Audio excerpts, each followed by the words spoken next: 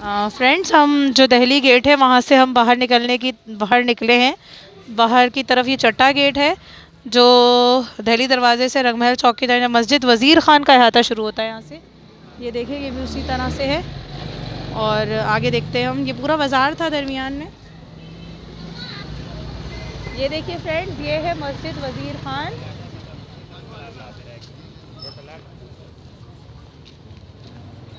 ये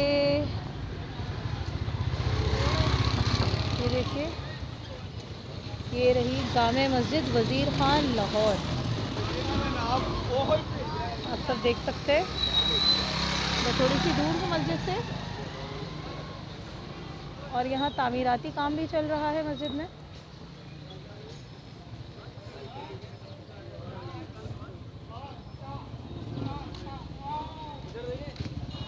वक्त के साथ साथ इन तमाम जगहों पे बहुत ज़्यादा तब्दीलियाँ आई हैं।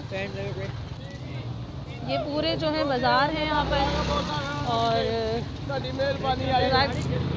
बाज़ार के साथ साथ ये मैं मस्जिद की मीनार दिखा रही हूँ। किस कदर खूबसूरत इस पर जो है नक्शगारी की गई है। ये देखिए, ये मस्जिद का जो है मेन दरवाज़ा है। पता नहीं यहाँ ख़वातीन को जाने देते हैं या नहीं। खैर, मैं अबू सैरिम को ज़रूर भेजूँगी यहाँ। क्या हुआ सैरिम?